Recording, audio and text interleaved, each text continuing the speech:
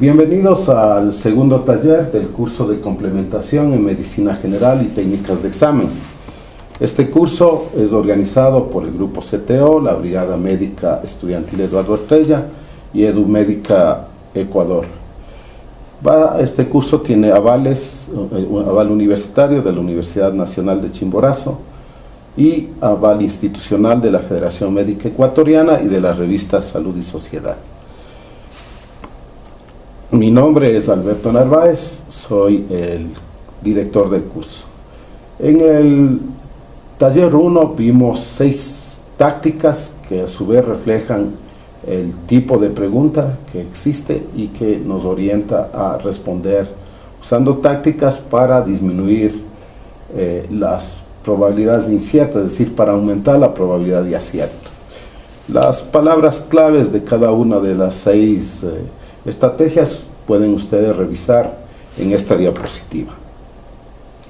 Les planteamos que tomen una fotografía para que en las simulaciones que estamos haciendo, ya hemos preparado 3, ustedes puedan aplicar estas palabras clave y responder a las preguntas de las simulaciones, así como también a las preguntas tipo SEACES que se están haciendo.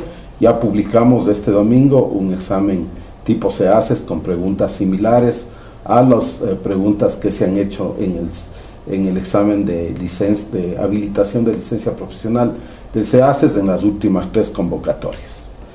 Hoy vamos a comenzar la táctica 7. ¿Qué pasa cuando algo no suena?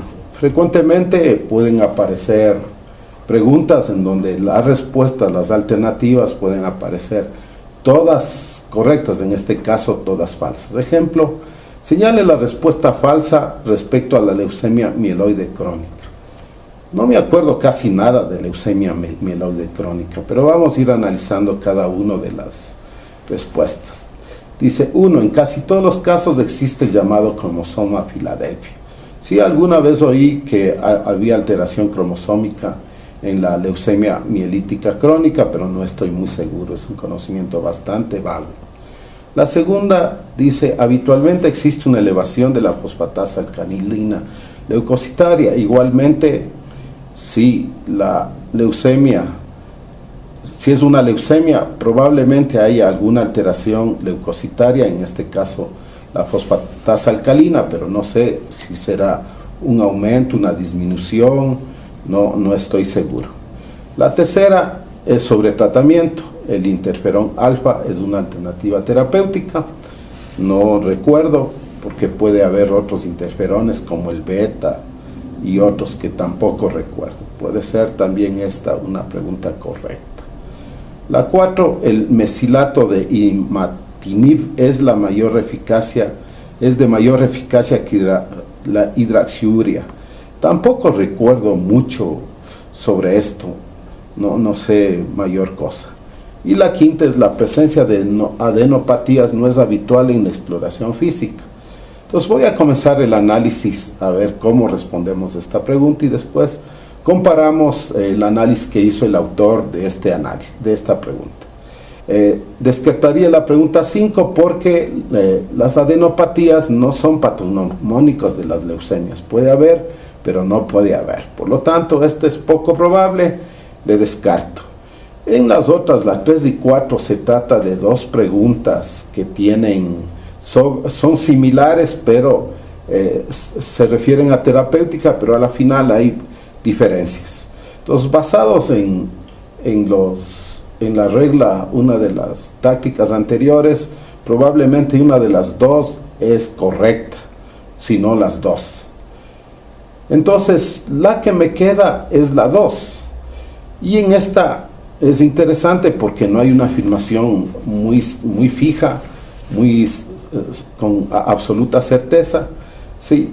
Porque puede haber una elevación o puede haber una baja. Basado en esto, planteo que sea la 2 la respuesta falsa, porque puede ser baja o alta.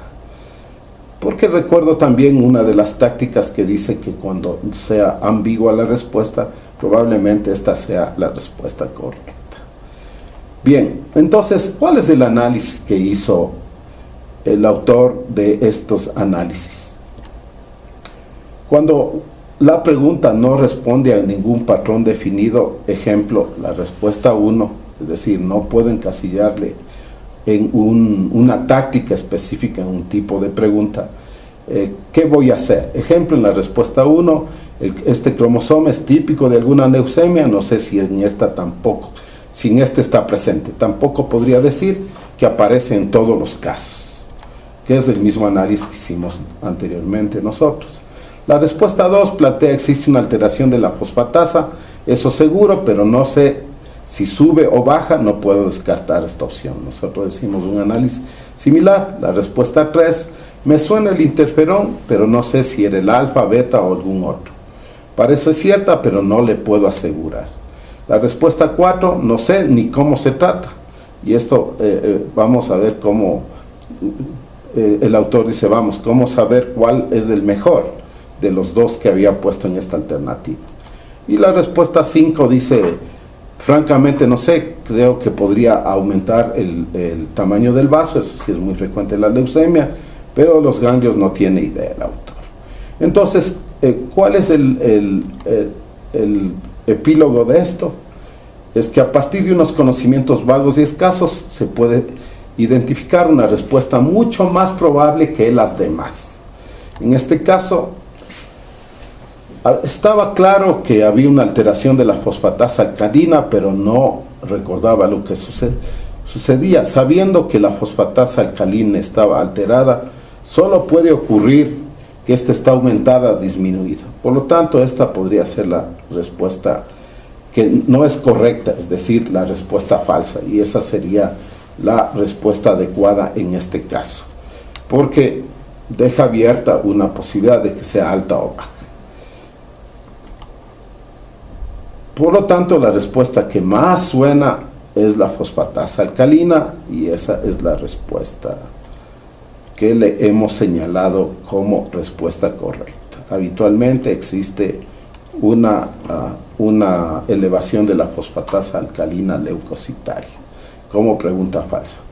Conclusiones: cuando algo no suena, hay que ir y contestar por eso. Un conocimiento inexacto puede ser una pista fundamental si usted sabe identificar esos conocimientos inexactos. Nunca hay que rendirse ante una pregunta que no sabe. Busque debilidades en la redacción y eso le permitirá mejorar sus probabilidades, aunque se equivoque en un examen de 130 preguntas como es el del CEACES. El tener probabilidades de 50% de acierto va a incrementar sus posibilidades y mejorar su calificación. La táctica 8 se refiere a cuando las preguntas son tomadas textualmente de libros de texto. Ejemplo en esta: la vacuna de papiloma virus frente al carcinoma cervical han demostrado su eficacia mediante. La primera alternativa de respuesta es la demostración de que no aparece cáncer cervical en los vacunados.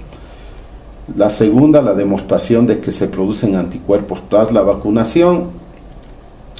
La tercera, la demostración de la protección frente a la aparición de lesiones preneoplásicas asociadas a los virus incluidos en la vacuna. La cuarta, la demostración de la remisión del cáncer cervical en mujeres vacunadas. Y las 5, estudios clínicos controlados. De igual manera, voy a hacer un análisis de probabilidades.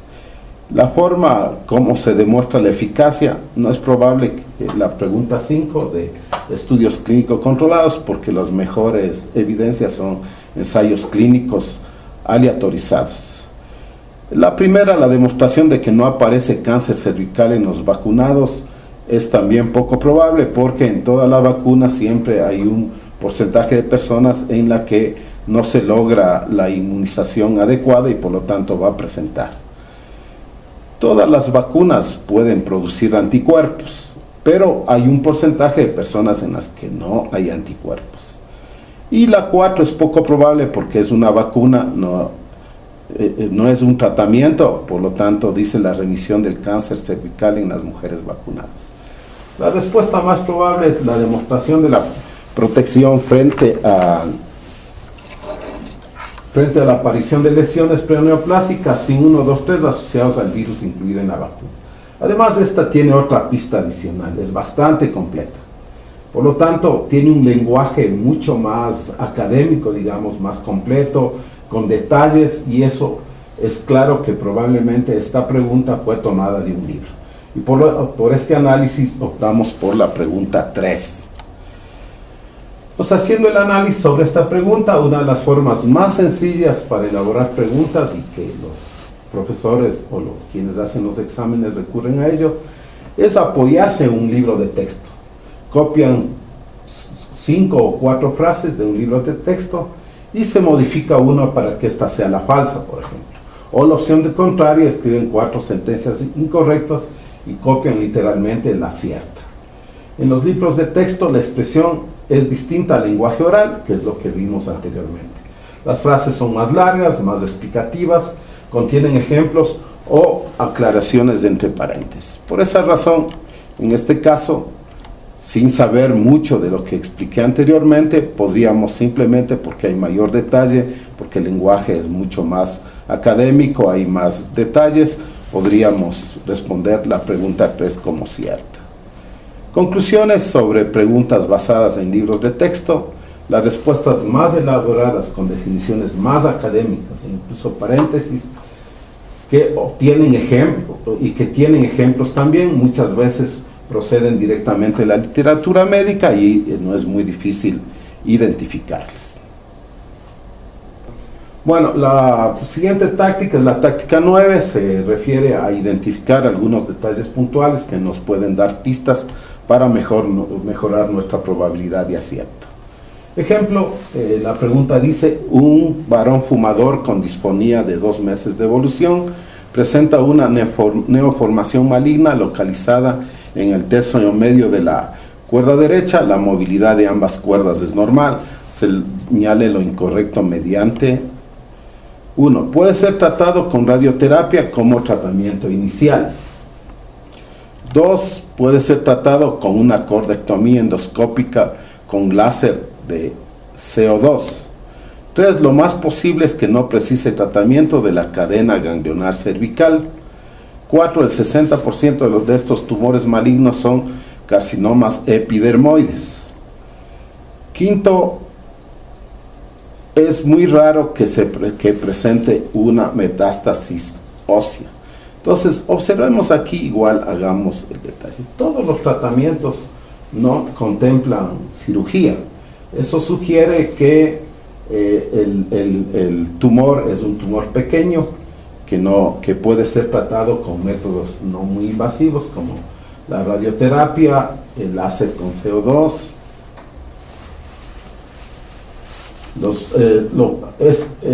Lo más posible es que precise el tratamiento de la cadena ganglionar cervical para evitar metástasis o para disminuir el riesgo de metástasis, son de tratamientos. Y dice, es muy raro que presente una metástasis ósea. Entonces aquí, ¿cuál es el detalle que llama la atención? Pero también tomando en cuenta las reglas o las tácticas que habíamos visto. Aquí da tajantemente que el 60% de estos tumores malignos son carcinomas epidermoides. Sí, es probable que los tumores malignos de cuerdas vocales sean epidermoides. Es muy probable porque la epidermis de boca y faringe existe, por lo tanto es muy probable que sean epidermoides. Sin embargo, el que dé un detalle muy preciso me crea dudas y planteo que la respuesta correcta sea la 4, porque me está dando algo fijo. Y en realidad, cuando tenemos este tipo de preguntas, siempre en los libros y en los artículos científicos le van a dar rangos, desde un porcentaje más bajo a un porcentaje más alto, a menos que especifiquen un estudio concreto. Por lo tanto, optaría por la 4. Entonces, frente a esto, el análisis es cuando todas las preguntas parecen falsas, como anteriormente. La movilidad de cuerdas vocales, que es normal, sugiere un tumor incipiente con altas probabilidades de curación. Hay cierto optimismo cuando se trata de tratamientos poco invasivos. Pero lo que sí ya hablamos el cáncer de laringe del carcinoma epidermoide, todas estas respuestas parecen verdaderas, por lo tanto es bastante difícil decidir cuál es, pero ojo aquí, la opción falsa es la 4. ¿Por qué? Porque el carcinoma epidermoide es el cáncer de laringe más frecuente, obviamente debe ser así, pero la respuesta da un detalle exacto, que es lo que analizamos, 60%. Podría ser una cifra diferente, la literatura plantea que puede ir hasta 90%. Entonces, cuando dan detalles precisos y no rangos, hay que poner esas preguntas como falsas. Entonces, la conclusión es que la que tiene más probabilidades de ser falsa es la que haga alusión a un detalle concreto en este caso. Bueno, por lo tanto, hemos puesto aquí que la pregunta 4 es la alternativa de respuesta 4 es la más probable que sea incorrecta o falsa. Conclusiones sobre detalles puntuales: cuando las 4 o 5 respuestas parezcan ciertas, verdaderas o falsas, hay que volver a leerlas con atención. Seguramente omitió algún pequeño detalle que hace falsa una de las opciones, como vimos en el ejemplo anterior. Ahora veamos la táctica 10, la opción más completa. Bueno, la pregunta dice: un hombre de 70 años es diagnosticado de arteritis temporal de células gigantes, se debería iniciar el tratamiento con. No sé mucho de arteritis temporal, pero el hecho que diga arteritis me plantea que hay una inflamación y eso ya es una pista. Primera respuesta: prednisona 20 miligramos cada día. Segunda, prednisona de 20 a 60 miligramos cada día. La tercera es una combinación de prednisona de 40 a 60 miligramos cada día, ciclofosfamida. La cuarta es prednisona de 40 a 60 miligramos cada día, calcio, vitamina D y bifosfonatos. Y la quinta es la ciclofosfamida. Ya analicé que el término arteritis me plantea que hay una inflamación, por lo tanto, en inflamaciones sé que se usa prednisona. Por lo tanto, aquí hay 4 preguntas que pueden ser correctas. Esta es la ciclofosfamida, recuerdo entre sueños que probablemente es un inmunomodulador y casi nunca se prescribe solo. Entonces, está entre estas. Tratándose de una arteritis temporal, supongo que es algo muy grave porque está yendo al cerebro. Entonces, lo que me planteo es que no debería dar dosis bajas de 20 miligramos, debería dar dosis más altas. Por lo tanto, las respuestas más probables estarían entre la 2, la 3 y la 4. Ahora, ¿por qué descartar una de ellas? Simplemente aquí la regla es: tome la más completa. Y la más completa es la 4, que además de dar prednisona, también da calcio, vitamina D y bifosfonatos, porque recuerden que uno de los efectos adversos de los corticosteroides son la osteoporosis. Entonces, como estas arteritis son probablemente crónicas, el proteger de osteoporosis a las personas que toman corticosteroides sería algo adecuado. Y la ciclofosfamida podría ser también, pero prefiero esta porque es la más completa. Entre las dos prefiero la segunda. Bueno, entonces el análisis de esta pregunta es: cuando aparecen varias respuestas que parecen correctas, muchos estudiantes se bloquean y piensan que está mal formulada y no saben qué hacer y no contestan. Recuerde la regla que si no hay castigos en las preguntas, conteste todas y trate de contestar todas las preguntas. Si varias parecen correctas, hay que valorar cuál es la mejor, la más completa. Entonces, las 4 preguntas se plantean el uso de prednisona. En problemas graves como este se utilizan altas dosis de corticosteroides. Se descarta la opción 1, que era 20 miligramos. La respuesta 5 también se descarta por ser la más incompleta. Por lo tanto, la opción 2, 3 y 4 parecen correctas, pero la más completa es la 4. Hay que recordar que los corticosteroides pueden producir osteoporosis, y ese es el análisis. Entonces recuerden que es bastante difícil responder preguntas si se sabe muy poco de ciencias básicas, de medicina, de las características de fármacos como los corticosteroides, es importante tener estos conocimientos básicos porque eso nos ayudan a contestar usando lógica. No siempre necesitamos tener un conocimiento muy seguro de una enfermedad para responder preguntas. Conclusiones, la opción más completa, sobre la opción más completa. Cuando dos opciones parecen correctas, hay que optar por la más completa.